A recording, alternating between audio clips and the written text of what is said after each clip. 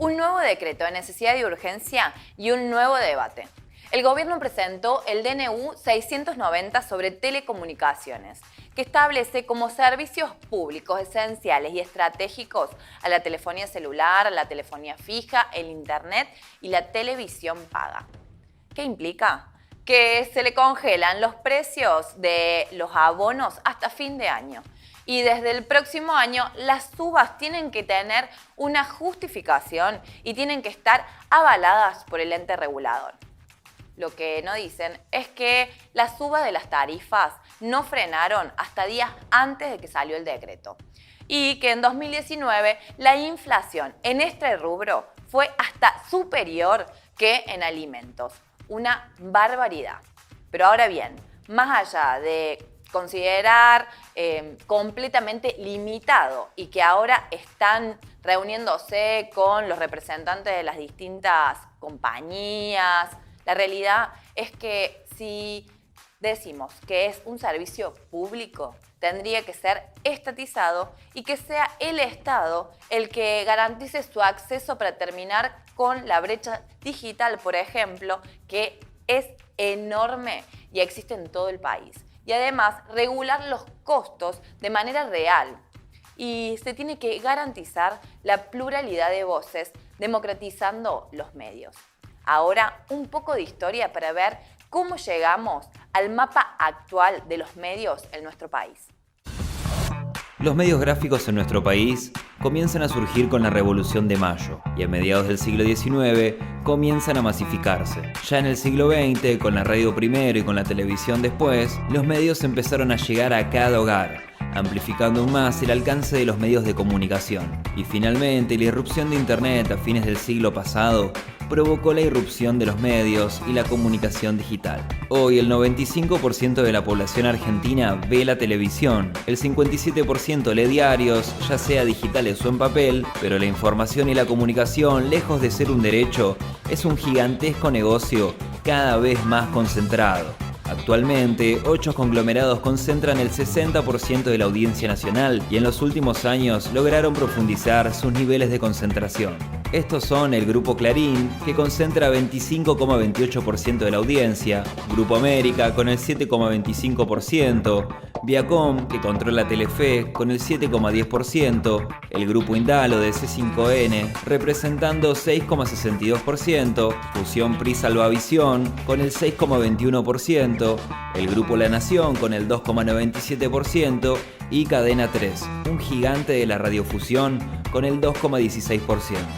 Además de facturar millones, en gran parte gracias a la pauta oficial que reciben por parte del Estado, los dueños de estas corporaciones tienen una profunda ligazón con el sector político y empresarial de nuestro país. El Grupo Clarín, surgido en 1945, lo fundó Roberto Noble, y cuya expansión lideró posteriormente el hoy mayor accionista y CEO Héctor Mañeto, a partir de la década de 1980.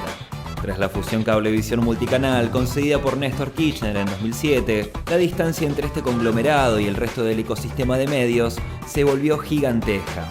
Y a eso se le sumó la fusión entre Cablevisión y Telecom en 2018 con el aval de Mauricio, lo que llevó a controlar el 42% de la telefonía fija, el 34% de la telefonía móvil, el 56% de las conexiones a internet por banda ancha, el 35% de conectividad móvil y el 40% de televisión paga. El Grupo América, ex Grupo 1, que tiene a Daniel Vila y José Luis Manzano como principales socios y artífices, cuenta con intereses en el sector energético y relaciones carnales con Sergio Massa.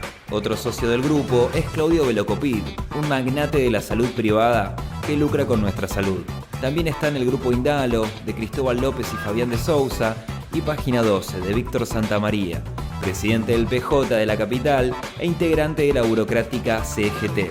Cuando el kirchnerismo presentó la ley de medios, generó varias expectativas en que se termine con el monopolio de estas corporaciones mediáticas y que los medios populares y alternativos tuviesen un lugar preponderante. Pero nada de esto ocurrió, ya que durante los años que estuvo vigente la ley, nunca se llevó a la práctica la asignación del 33% del espectro para medios populares. Y más allá de la pelea con Clarín, tampoco se afectaron los intereses de ninguno de estos grupos, y por el contrario, se benefició a corporaciones mediáticas amigas. Luego, el macrismo profundizó aún más la concentración de estos grupos, dejó sin efecto la ley de medios, permitió la fusión de Clarín con Telecom, benefició a los medios oficialistas y persiguió a medios y periodistas opositores. Y Alberto Fernández, lejos de cuestionar el modelo de medios, sigue apostando al sector privado. Viajó a México para seducir a Slim e intentar que su imperio de las telecomunicaciones ingrese a nuestro país, y se reunió con Mañeto para sanar viejas heridas. El actual DNU, que declara servicios públicos a las distintas telecomunicaciones, solamente congela las tarifas durante este año y no cuestiona en lo más mínimo el poder de las corporaciones. El control de los medios por un puñado de empresas continúa. Entonces, como decíamos, si son servicios públicos, tienen que estar en manos del Estado, bajo control social, para de esta forma garantizar un servicio de calidad y eliminar o avanzar en eliminar la brecha digital. Ahora, conozcamos un poco más sobre los medios de comunicación.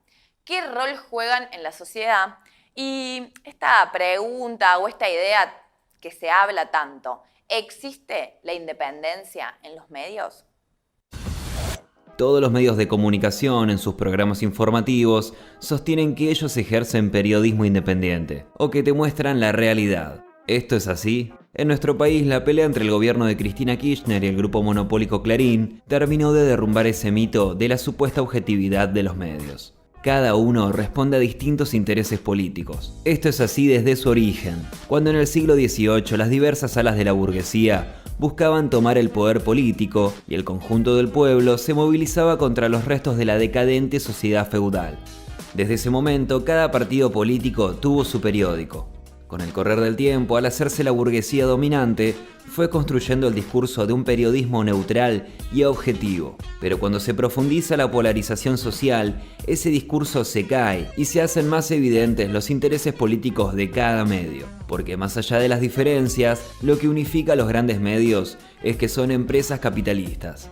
Viven de la venta de publicidad y los contenidos son solo un envoltorio para vendernos productos y ayudar a realizar la ganancia capitalista. Eso explica que, para defender sus intereses, buscan que todo siga como está, salen a defender a sus socios políticos y empresariales frente a cualquier discurso que cuestione el orden capitalista.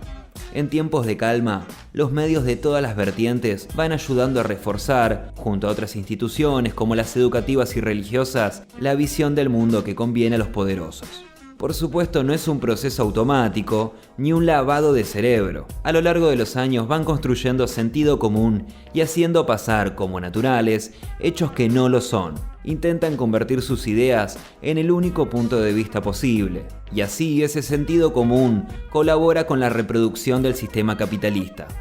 Llevando esta idea al extremo, y para explicar la necesidad de que las y los trabajadores se organicen de forma autónoma, Engels decía en una carta: «Me pregunta usted qué piensan los obreros ingleses de la política colonial. Pues lo mismo que de la política en general, lo mismo que piensan los burgueses». Por eso es interesante identificar el conjunto de las condiciones sociales de producción de un discurso, entre ellas su contexto y su origen de clase, identificarlo y desarmar sus mentiras. La pregunta: ¿es imposible pelear contra esa construcción del sentido común? De fondo, lo esencial es cambiar la forma en que se producen los discursos mediáticos, quitarle las herramientas de difusión de sus ideas a la burguesía y ponerlas en manos de las y los trabajadores, la juventud y el resto de los sectores populares, para que de una vez por todas se muestre la realidad sin falsa objetividad y construyendo contenido debatido democráticamente entre los propios creadores y sin falsas conciencias que buscan fomentar la división entre los trabajadores. Las y los trabajadores y las grandes mayorías podemos y debemos construir medios alternativos que difundan las ideas que van a contramano del statu quo. Pero es casi imposible que le ganemos en este terreno a los capitalistas. Para eso hace falta dar vuelta a todo. Queda claro que no hay una posición independiente, porque desde los medios se juegan muchos intereses, y así lo vemos cotidianamente. Los que unos muestran, gritan, otros callan, ocultan, le bajan el tono. y siempre dependiendo de quién gobierna y de quién pone la plata. Lo que sí nos parece importante es hacer una distinción y es en relación a las y los trabajadores. Porque cuando despidieron, por ejemplo, en Telam, tuvimos que escuchar que se la banquen porque eran kirchneristas. Cuando despidieron en Clarín, también tuvimos que escuchar que se la banquen por laburar para la Corpo o para Mañeto. Pero la verdad es que para despedir trabajadores, para precarizar, no hay grieta. La precarización laboral golpea a la mayoría. Y ya son varias las acciones que se están dando en el medio de la pandemia para denunciar y exigir, por ejemplo, la apertura de paritarias, por el pago de salarios, de aguinaldo y en contra de las suspensiones, de los despidos. Y también se escucha con mucha fuerza la pelea por la igualdad de género. Por supuesto, vamos a seguir acompañando la lucha que llevan adelante las y los trabajadores de los medios. Y como dice Cipreva, no hay periodismo esencial posible con prensa precarizada. Y nosotros desde acá lo hacemos extensivo, ese reclamo al resto de los trabajadores del sector.